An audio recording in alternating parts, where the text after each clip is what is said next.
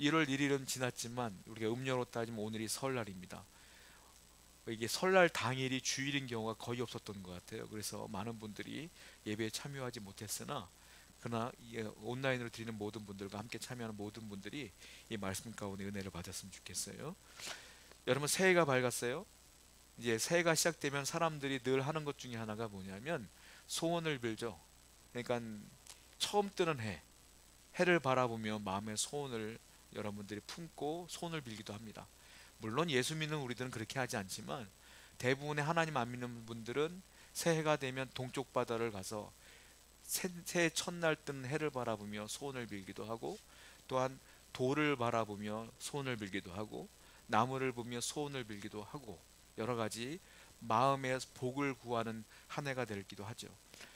대부분의 사람들이 이제 점 같은 거 싫다고 말하지만 많은 사람들이 궁금해하긴 해요.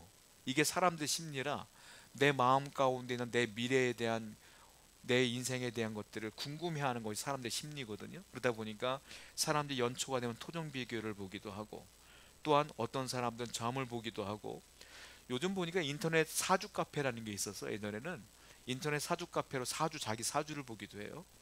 요즘 젊은 사람들은 상당히 이성적인 걸로 알고 있지만 또 그렇지도 않은 것 같아. 왜냐하면 젊은 사람들이 많이 모이는 곳에 유행하는 것들이 하나 있는데, 그게 뭐냐면 타로 카페가 유명해요. 타로점을 봐요. 거기서 젊은 사람들도 자기들도 재미로 본다고 하지만 이 점이라는 게 되게 웃겨서요, 재미로 보는 것 같지만 타로점을 보면 되게 거기에 심취하게 돼요. 거기서 말하는 것이 다 맞는 것 같고, 거기에 말하는 것들에 내가 나도 모르게 의지하게 될 때가 많거든요. 그러니까 많은 사람들이 연초가 되면 이렇게 점을 본다. 왜? 이유는 하나예요. 복 받으려고. 올해는 좀 잘 되기를 원하는 마음으로 점을 보기도 하죠. 그런데 여러분들, 만약에 복을 받는 것이 내가 노력해서 받는 것이라면 여러분 다른 거 아무것도 안 하고 노력만 하면 돼. 열심히 살면 돼. 열심히 살면 축복을 받고 복을 받으면 내가 다른 사람보다 잠 덜 자고 열심히 살면 되죠. 그런데 그런다고 해서 내가 원하는 복이 옵니까? 그렇지 않아요. 그러니까 사람이 노력으로만 되는 게 아닌 걸 우리는 알아. 인생을 살다 보니까. 성경은 그 복의 원천을 근본적으로 명확하게 말하고 있는데, 그 복은 어떻게 모으는 것이냐? 사람이 취하는 것이 아니라 하나님이 주시는 것이다라고 성경은 얘기하고 있어요. 그러니까 축복은 누가 주는 거냐? 하나님이 주는 거예요.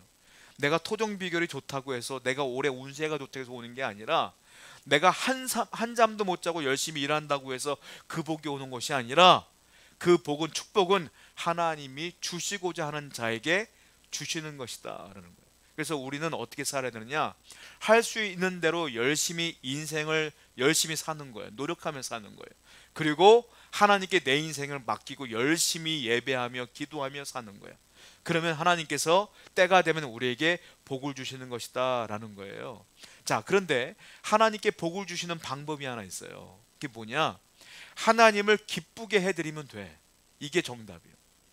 하나님을 기쁘게 해드리면, 하나님을 기쁘게 해드린 자에게 복을 주시는 거예요. 비근한 예를 하나 들자면 이런 겁니다. 여러분들이 직장 생활을 할 때에 회사 사장이 있어요. 사장의 마음에 내가 들어. 사장님이 원하는 걸 내가 열심히 해서 능력껏 열심히 사장님이 원하는 것보다 더 좋은 것들을 내가 이루어 드렸어. 그럼 사장님이 어떻게 하죠? 나를 기뻐하겠죠. 그럼 어떻게 돼요? 내게 떨어지는 게 있지. 사장님이 눈 감고 있겠어요? 나 때문에 회사가 잘 됐는데 좋은 걸 주겠지. 그렇지 않겠습니까? 하물며 회사 사장에도 내가 기쁨을 주면 나에게 좋은 것들을 주는데, 내가 하나님에게 기쁨이 된다면 하나님이 얼마나 큰 걸 주겠느냐라는 거예요. 그러니까 성도는 한 해 한 해가 될 때마다 엉뚱한 기도하면 안 돼. 하나만 기도하시면 돼요. 무엇입니까? 하나님, 올해도 내가 하나님의 기쁨이 되기를 원합니다. 이게 기도 제목이 되셔야 돼요. 그러면 여러분들이 하나님의 기쁨의 삶을 살면 하나님이 올해도 여러분들에게 놀라운 축복으로 함께 해 주신다 이거예요. 그러니까 우리의 기도 제목은 오직 하나, 그것만 있으면 된다는 거예요. 원래 하나님이 우리를 창조하실 때는 기쁨의 존재로 창조했어요. 인간 자체가 원래 하나님의 기쁨의 존재였어요. 창세기 1장 31절을 보겠습니다. 시작. 하나님이 그 지으신 모든 것을, 저녁이 되며 아침이 되니 이는 여섯째 날이니라. 하나님이 그 지으신 모든 것을 보고 또한 사람을 창조하시고 나서 보니까 그것이 다 기쁨이 된 거예요. 하나님 뭐라고 말합니까? 보시기에 심히 좋았더라. 원문을 보니까 힌네 토브 메오드 이런 단어를 써요. 이게 그 직역을 하면 이런 거예요. 보라 얼마나 좋으냐 이런 뜻이에요. 힌네 토브 메오드, 보라 얼마나 좋으냐. 여러분 이런 거예요. 우리가 이제 부모가 된 입장에서 자녀를 낳으면 자녀가 딱 나옴과 동시에 그냥 좋잖아. 엄마는 자녀를 보고 아빠는 자녀를 보면 그냥 좋아. 그거야. 보라 얼마나 기쁨이 되냐, 얼마나 좋으냐. 하나님이 인간을 창조해 놓고 그랬단 말이에요. 그러니까 하나님께 인간은 어떤 존재냐? 기쁨의 존재였다. 그러니까 하나님께 에덴 동산을 주셨고 거기서 다 가져. 그랬던 거예요. 축복을 받은 거예요. 하나님의 기쁨의 존재가 되니까 축복이 된 것이죠. 자, 잠언서를 보게 되면 지혜란 단어가 많이 나옵니다. 지혜는 잠언서에 나오는 지혜의 인격이 부과가 되면 그 지혜는 예수님을 얘기하는 거예요. 그러니까 예수님은, 우리가 알고 있는 예수님은 성육신하여 성탄에 오셨잖아요. 그분은 예수님. 그런데 구약 시대엔 예수님이 계셨어요? 안 계셨어요? 계셨죠. 하나님이니까. 구약에 계신 하나님은 잠언서에는 어떻게 표현하고 있느냐면 지혜로 표현하고 있어요. 지혜로. 자, 성경을 보겠습니다. 잠언 8장 30절에서 31절에 시작. 내가 그 곁에 있어서 창조자가 되어 항상 그 앞에 즐거워하였으며 사람이 거처할 땅에서 즐거워하며 인자들을 기뻐하였느니라. 여기 앞에는 바로 지혜를 말하는데 그 지혜는 바로 예수님을 얘기하는 거예요. 그 예수님이 뭐라고 말합니까? 내가 하나님 옆에서 창조자가 되었다. 즉 하나님이 이 땅을 창조할 때 하나님이 계셨고 그 옆에 예수님과 성령님도 함께 계신 거예요. 다 창조주이신 거야. 그분은. 그 예수님이 뭐라고 했어요? 내가 창조자가 되었을 때에 사람이 거처할 땅에서 즐거워하며 인자들을 기뻐하였느니라. 사람을 창조한 놓고 하나님이 그 사람을 보고 기뻐했다 이 말이에요. 그러니까 인간 자체가 기쁨이야 우리는. 그런데 어떤 일이 벌어졌어요? 죄를 지었어. 그리고 죄를 지었으니까 이제는 어떻게 됐어요? 기쁨의 존재가, 인간이 무슨 존재가 되냐면 근심의 존재가 돼요. 성경을 보겠습니다. 창세기 6장 5절부터 6절에 시작. 여호와께서 사람의 죄악이 세상에 광량한가 지으셨음을 한탄하사 마음에 근심하시고. 처음에 창조할 때 인간은 하나님의 기쁨의 존재였는데 선악과를 먹고 난 뒤에 인간은 어떤 존재가 되었느냐? 근심의 존재가 됐어요. 그래서 그 이후로 계속 죄를 졌어. 그래서 노아의 홍수 때 하나님이 인간을 다 심판하실 수밖에 없었던 거예요. 근심의 존재가 되니까. 그런데 하나님은 우리를 버리지 않고 사랑하셔. 여전히 사랑하시는데 근심의 존재가 된 거야. 다시 기쁨의 존재로 만들길 원하셨어. 그래서 예수님을 보내신 거예요. 그래서 예수님을 십자가에 달려 돌아가시게 하심으로 우리에게 구원을 허락하여 주셨고, 내 죄를 회개하고 예수님을 믿는 사람들은 다시 근심의 존재에서 뭐가 되느냐? 기쁨의 존재가 되는 거예요. 자, 성경을 보겠습니다. 에베소서 1장 5절과 7절입니다. 시작. 그 기쁘신 뜻대로 우리를 예정하사 예수 그리스도로 말미암아 자기의 아들들이 되게 하셨으니 우리는 그리스도 안에서 그의 은혜의 풍성함을 따라 그의 피로 말미암아 속량 곧 죄사함을 받았느니라. 자, 그 기쁘신 뜻대로, 이게 무슨 말이냐면 원래 사람을 기쁨의 존재로 만들었잖아요. 하나님이. 그 기쁘신 뜻이 그거예요. 원래 사람이 기쁨의 존재였기 때문에 다시 기쁨의 존재로 회복하기를 원하는 뜻대로 이 말이에요. 우리를 위하여 예수님을 이 땅에 보내셨다 이 말이에요. 그리고 그분이 십자가를 지셨고 그리고 속량 죄사함을 얻게 하셨느니라. 이게 무슨 말이냐? 이제 예수님을 믿고 죄를 회개한 사람, 예수님을 믿고 죄를 회개한 사람은 뭐가 되느냐? 이제 다시 기쁨의 존재가 된다. 그러니까 여기 있는 모든 분들, 성도님은 이제는 어떤 존재냐? 기쁨의 존재다. 하나님은 그래서 성도를 좋아하고 사랑하고 기뻐한다. 여러분들은 이제 기쁨의 존재가 됐다라는 거예요. 자, 오늘 본문은 스바냐인데, 스바냐는 어떨 때 활동했던 그 선지자냐면 BC 7세기 말엽에 남유다 요시야 왕 때 활동했던 선지자예요. 그러니까 이때가 언제냐면 북쪽 남북이 갈라져 있을 때인데 남쪽 이스라엘 땅이 아수르에 의해서 멸망을 했어요. 그리고 이스라엘은 남유다만 남은 상태야. 그 남유다는 여전히 죄를 짓고 있어. 바벨론이라는 나라에 의해서 이제 멸망당할 것을 스바냐가 예언을 하는 거예요.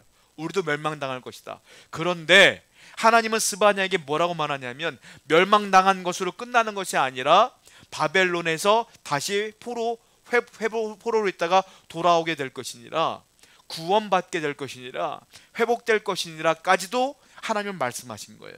스바냐는 그래서 멸망당하는 것이 아니라 우리의 죄가를 다 하나님께 용서해 주시면 때가 되면 회복될 거야 라는 것들을 그림처럼 소개하는 것이 스바냐서다 라는 거예요. 자, 스바냐 3장 16절과 17절입니다. 시작. 그날에 사람이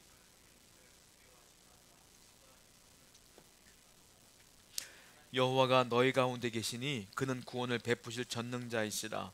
그가 너로 말미암아 기쁨을 이기지 못하시며 너를 잠잠히 사랑하시며 너로 말미암아 즐거이 부르며 기뻐하시리라. 구약 성경 가운데 가장 아름다운 성경 구절 중에 하나가 이 구절이에요. 17절. 이것으로 찬양도 많이 만들었었어요. 예전에 많은 분들이. 이 구절이 뭐냐면 우리도 멸망당할 거야, 북쪽처럼. 그러나 하나님이 우리를 여전히 사랑하심으로 말미암아 구원을 얻게 될 것이니라. 이것을 예언하는 것이 이 부분이라는 거예요. 자, 마치 부모가 자식을 보고 기뻐하는, 대견해하는 그 모습을 똑같이 투영하는 거예요. 여기 보니까 뭐라고 했습니까? 너의 하나님 여호와가 너희 가운데 계시니 그는 구원을 베푸실 전능자시라. 그가 너로 말미암아 기쁨을 이기지 못하시며, 너무 기뻐서 심취하여 그냥 길 가다가 웃는 거 있잖아요. 너무 기쁠 때. 그런 경험 종종 있지 않습니까? 그런 얘기를 하는 거예요. 내가 기쁨이 너무 넘쳐서 그 기쁨을 이기지 못한다. 누구 때문에? 이 성도들 때문에. 하나님이 그런다는 거예요. 여러분들 때문에 그런다는 거예요. 또 보세요. 너를 잠잠히 사랑하시며. 잠잠히 사랑한다는 게 무슨 의미냐면, 자, 자녀가 이제 막 태어난 자녀가 잠을 자고 있어요. 그때 부모가 이 잠자는 자녀에게 사랑한다 말하지 않아도 지긋한 눈빛으로 그 아이를 바라볼 때 얼마나 기뻐요. 자는 모습이 천사 같잖아. 그런 의미야. 하나님은 우리에게 말씀 안 하시더라도 우리를 보고 계시는 그 모습, 그 눈빛, 그것이 마치 자녀를 바라보는 부모의 모습처럼 잠잠히 사랑하신다, 이런 뜻으로 표현하고 있는 거예요. 그리고 또 뭐라고 했어요? 너로 말미암아 즐거이 부르며 기뻐하시리라. 노래 부르는 거야. 너무 즐거워서 기쁨이 취하다 보면 노래가 나와. 그렇지 않습니까? 이걸 얘기하는 거예요. 하나님의 성도를 볼 때 그렇게 기뻐하신다라는 거예요. 17절 하반절에 보면 우리가 이제 공동번역이라는 성경 번역본이 있는데요. 그 공동번역은 17절 후반절을 이렇게 해석을 했어요. 제가 읽어드릴게요. 너를 보고 기뻐 반색하시리니 사랑도 새삼스러워라. 명절이라도 된 듯 기쁘게 더덩실 춤을 추시리라. 하나님이 너무 기뻐서 춤을 추신다는 거예요. 이 말이. 저는 이 말씀을 보면서 누가복음 15장 11절부터 24절에 보면 탕자가 돌아오는 장면이 나옵니다. 탕자가 돌아올 때 아버지가 어떻게 하시죠? 금가락지를 끼워주고 소를 잡고 그리고 음식을 내오며 옷을 갈아입히며 더덩실 춤을 추지 않습니까? 그 장면과 똑같은 거야. 자, 탕자가 돌아왔는데 아버지가 기뻐. 춤을 추며 기뻐해. 왜요? 탕자가 돌아온 게 왜 돌아온 거예요? 잘못을 회개하고 돌아온 거야. 그랬더니 아버지가 기뻐해. 자, 스바냐서에 하나님이 기뻐하는 장면은 어떤 기쁨이에요? 지금은 죄악 때문에 하나님이 그들을 멸망시킬 거예요. 그러나 그들이 회개하고 돌아오면 기쁘겠다 이 말이에요.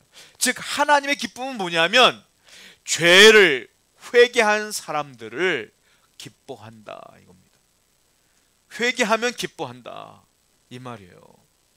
비록 나는 지금 죄인이지만, 근심거리지만 내가 예수 그리스도를 바라보고 내 죄를 회개하는 순간 하나님은 나를 기뻐하신다.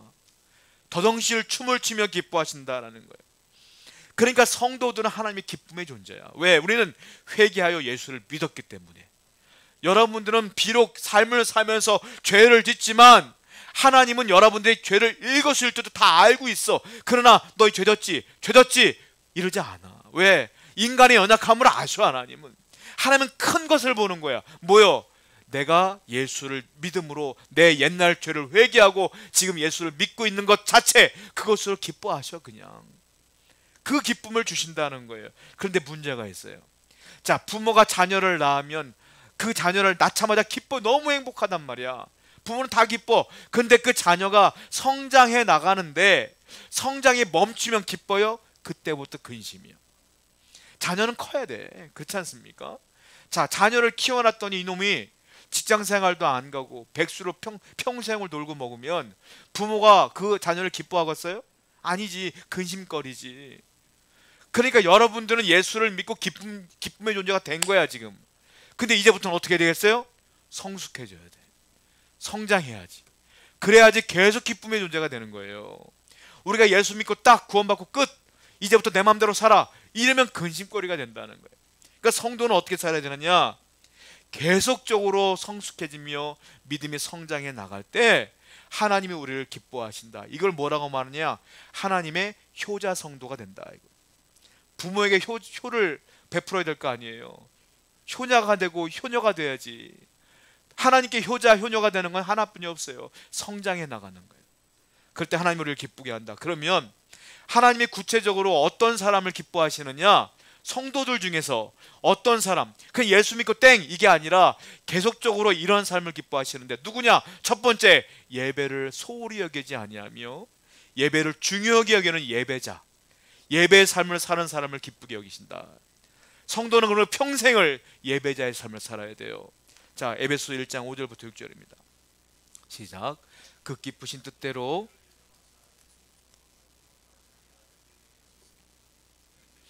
자 안에서 우리에게 거저 주시는 바 그의 은혜의 영광을 찬미하게 하려는 것이라. 맨 마지막에 보세요. 그 영광을 찬미하게 하려는 것이라. 여러분들을 왜 창조했느냐? 자, 근심거리는 우리를 왜 예수님을 보내서 구원받게 했느냐? 목적이 있어. 여러분들이 구원받은 목적은 뭐냐? 천국 가는 것? 물론 그것도 목적이야. 그 천국 가서 뭐 하려고? 하나님은 여러분들이 빨리 예수 믿게 함으로 말미암아 뭐 하게 하느냐? 하나님을 찬미하게 하려는 것이라. 찬미가 뭐냐? 예배다. 여러분들의 존재 목적은 뭐냐? 예배하라고 하나님이 구원을 주신 거예요. 저나 여러분들이나 그러므로 평생을 예배하며 살아야 된다. 하나님이 제일 기뻐하는 게 뭐냐? 예배다. 이거 예배. 하나님이 예배를 얼마나 좋아하고 얼마나 기뻐하시는지 나와 있어요. 요한복음 4장 23절 말씀 읽어보겠습니다. 시작. 아버지께 참되게 예배하는 자들은 영과 진리로 예배할 때가 오나니 곧 이때라. 아버지께서는 자기에게 이렇게 예배하는 자를 찾으시느니라. 예배하는 자들을 찾으신대요. 이 찾는다는 뜻은 제테오라는 뜻인데요. 제테오라는 말은 뭐냐면 열망한다, 간절히, 아주 간절히 소원한다 이런 뜻이에요. 그냥 단순하게 찾고 없으면 말고 이런 게 아니야. 예배하는 자를 찾느니라. 제테오 무슨 말이에요? 아주 찾고 싶어서 열망이 가득한 거야. 꼭 찾고 싶은 거야. 그 말은 무슨 말이냐면 진정한 예배자가 흔하지 않다는 소리예요. 정말로 하나님께 예배하는 자가 흔하지 않기 때문에 열망하며 찾고 있는 거예요. 그러니까 성도들을 하나님이 기쁘게 하는 성도는 누구냐? 진짜 아주 간절한 마음으로 예배하는 자를 찾는다. 여러분들이 그런 예배자가 되었을 때에 하나님이 기뻐하시며 축복하시는데요. 자, 하나님의 축복은 어디서 오느냐? 제가 장담컨대 예배 현장에서 축복이 쏟아져요. 예배하는 현장에 성령님이 오십니다. 예배하는 현장에 말씀이 쏟아집니다. 예배하는 현장에 축복의 통로가 열립니다. 그러므로 기도하는 모든 사람이 응답이 쏟아지는 거예요. 즉 예배 현장에 오셔야 되는 거야. 예배를 드려야 하나님의 은혜를 받는다. 그래서 하나님은 예배하라 그러는 거예요. 왜? 거기에 하나님이 계시니까. 그러므로 예배하는 자에게 축복이 있어요. 요즘은 주일 성수하는 게 참으로 어려워질 때예요. 여러 가지 바쁜 환경들이 있다 보니까 주일 예배 드리는 게 어려워요. 제가 그 기독교 잡지를 보다가 특집 기사를 본 적이 있는데요. 미국의 치킨 패스트 업체 중에 칙필라라고 하는 데가 있어요. 우리는 잘 아는 KFC라는 데가 더 유명하잖아요. 우리나라에서는. 근데 칙필라가 있는데 여기는 그 사업주가 하나의 모토를 정해놨어요. 주일은 영업을 안 해. 여기는 주일 성수하라고. 주일은 영업을 안 해. 전 그 직원들 다 예배하라고. 주일은 아예 영업을 안 하는 곳이에요. 근데 사람들이 생각을 해요. 아니 패스트푸드점이면 주일을 영업을 해 돈을 많이 벌 텐데 주일을 영업을 안 해. 얼마나 큰 회사냐면 미국 40여 개 주에 1800여 개의 매장을 갖고 있어요. 여기 주된 사업은 뭐냐면 닭가슴살 샌드위치 그리고 치킨 너겟, 이게 주로 많이 파는 음식이라고 해요. 근데요, 이게 2013년에 기록을 보니까 50억 달러를 매출을 기록했는데 이것은 KFC를 이긴 매출이었어요. 그러니까 업계 1위로 올라섰어요. 2013년도에. 이게 어떻게 가능한 거냐는 거예요. 주일날 문 닫고 있는 회사가 어떻게 이게 가능하냐는 거예요. 창업주인 세뮤얼 트루엣 케이시는 이렇게 얘기를 해요. 내가 사업가로서 내린 최고의 결정은 주일 휴무제였다. 주일날은 하나님께 예배드렸다. 그랬더니 나도 모르겠다 하나님이 복을 주시더라.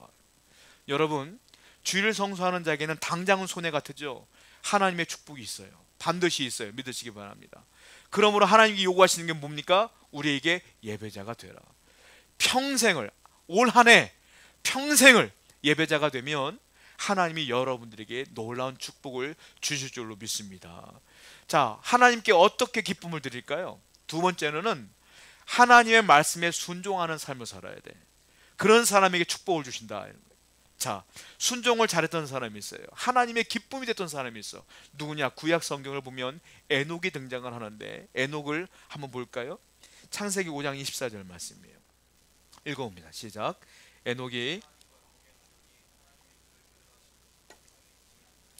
에녹이 하나님과 동행했다. 그랬더니 하나님이 에녹을 천국으로 데려갔어요. 에녹은 죽지 않았어요. 죽음을 맛보지 않고 천국으로 바로 입성한 사람이 에녹이에요. 하나님의 에녹을 얼마나 사랑했는가를 느낄 수가 있죠. 에녹이 잘한 건 뭡니까? 열심히 살았나요? 성공했나요? 그거 아니야. 그냥 딱 하나, 하나님과 동행했더니. 동행했다는 건 뭡니까? 내가 누구와 길 갈 때 동행한다는 건 뭐예요? 바로 옆에서 함께 가는 거 아닙니까? 동행을 잘하려면 어떻게 돼요? 이 사람이 요구하는 것들을 잘 들어줘야 동행이 되지, 이 사람과 싸우는데 어떻게 동행이 되겠어요? 동행한다는 건 하나님 말씀대로 살았다는 뜻이에요. 하나님 말씀대로 순종했다는 거야. 그랬더니 하나님의 기쁨을 그에게 주신 거야. 여러분, 동행을 누가 해요? 싫은 사람과 동행합니까? 아니요. 좋은 사람과 동행하는 거야. 하나님의 에녹을 기뻐했다는 거예요. 에녹도 하나님을 기뻐했다는 거예요. 그랬더니 동행했고 말씀에 순종했어요. 자, 히브리서는 이 에녹의 동행을 이렇게 표현하고 있어요. 히브리서 11장 5절입니다. 시작. 믿음으로 에녹은 죽음을 보지 않고 옮겨졌으니 하나님이 그를 옮기셨으므로 다시 보이지 아니하였느니라. 그러면 옮기지기 전에 하나님을 기쁘시게 하는 자라 하는 증거를, 하나님을 기쁘시게 하는 자라 하는 증거를 받았대요. 자, 에녹이 한 건 뭐예요? 하나님과 동행한 것 뿐이야. 근데 히브리서 기자는 그걸 뭐라고 표현하고 있어요? 하나님께 기쁨을 준 자다, 이렇게 표현하고 있는 거예요. 여러분, 하나님께 기쁨을 주는 건 우리가 하나님과 동행하는 거예요. 하나님과 동행하는 건 뭐냐? 하나님 말씀대로 순종하는 거예요. 그리할 때 하나님이 여러분들 기쁘게 여기시며 여러분들에게 축복을 하신다라는 겁니다. 세상 사람들은 빨리 가길 원합니다. 빨리 가길 원해요. 제가 얼마 전에 부산을 다녀왔어요. 어떤 교회 세미나 때문에.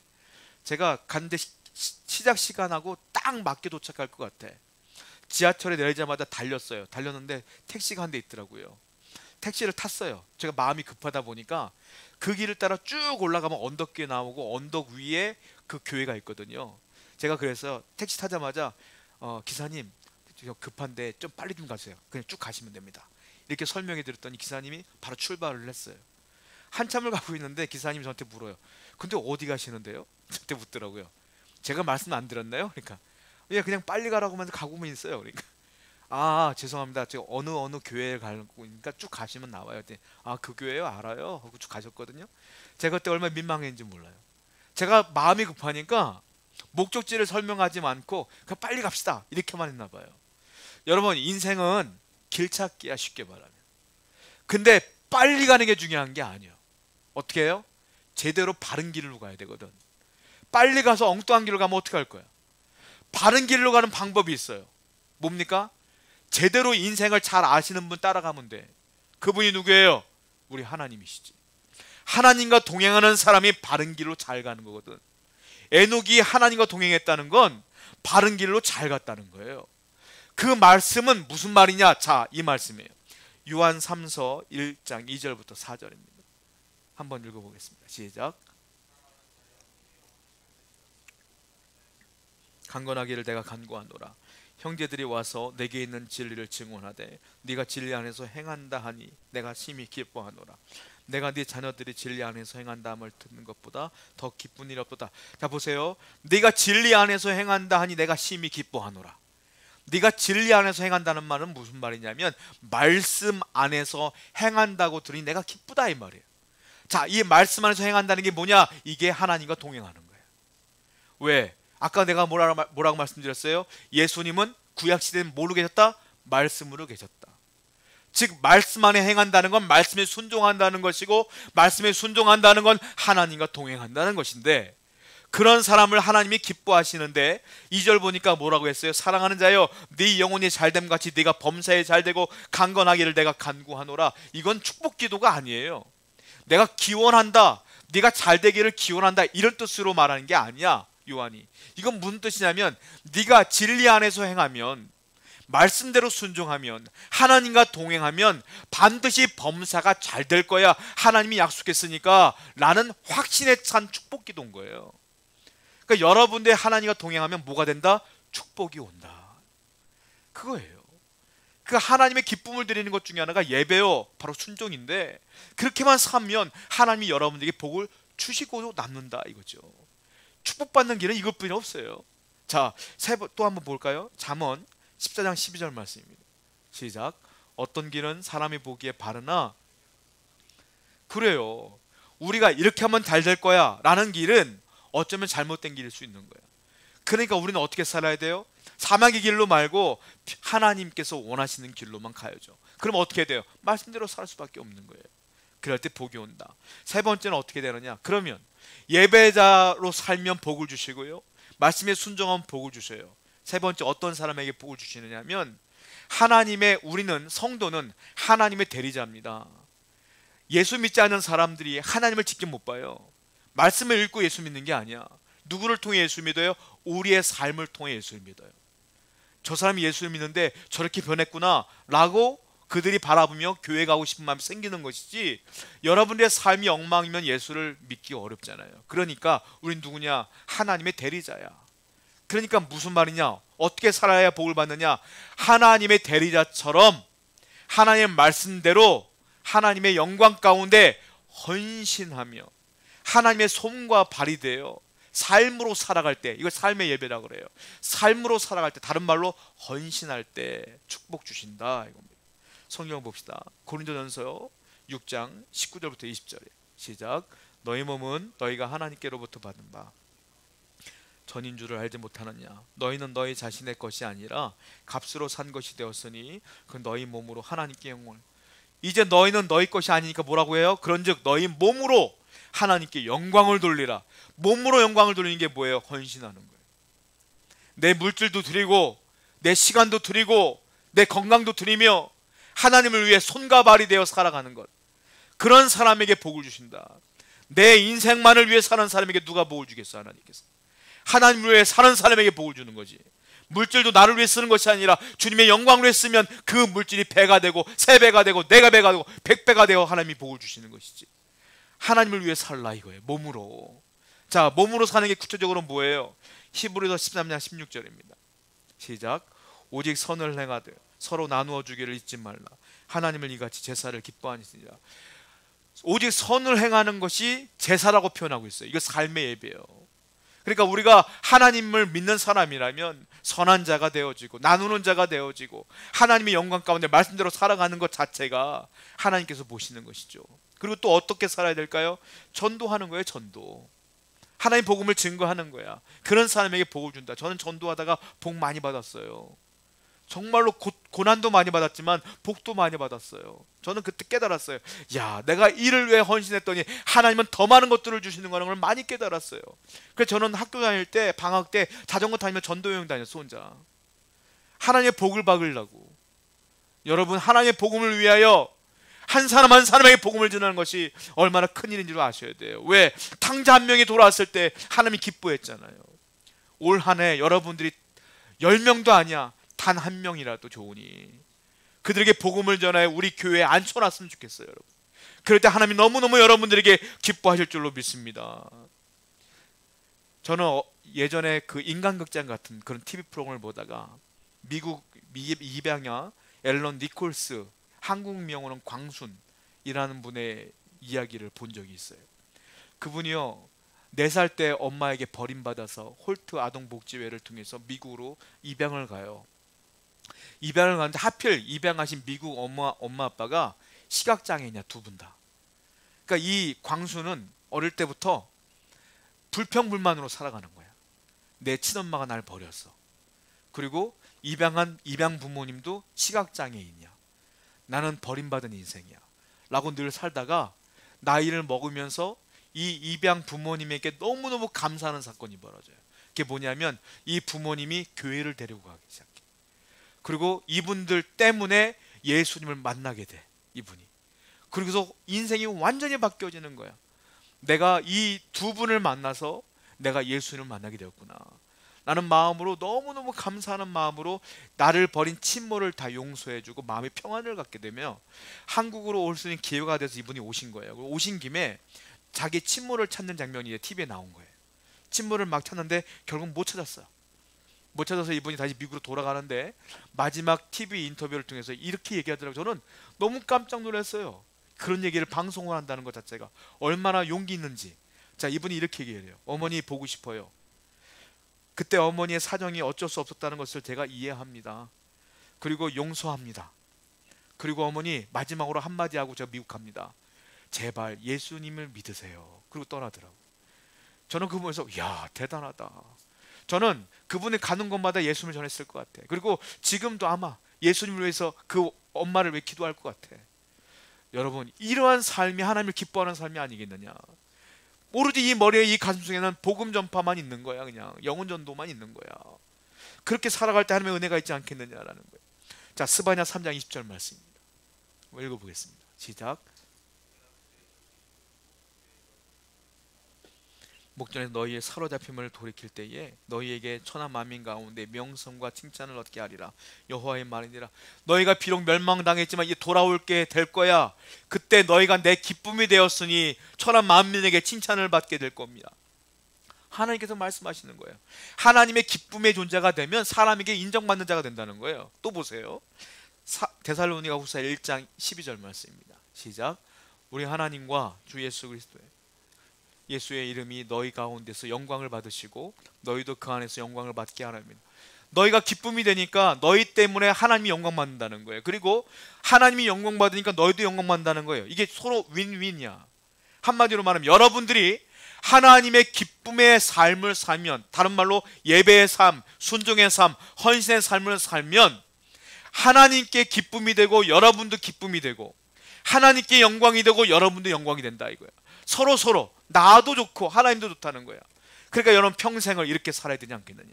하나님의 기쁨의 존재가 되어지면 나도 복을 받지만 하나님도 기뻐하신다. 이러한 삶을 살아가는 모든 성도가 되기를 축복합니다. 이렇게 기도하겠습니다.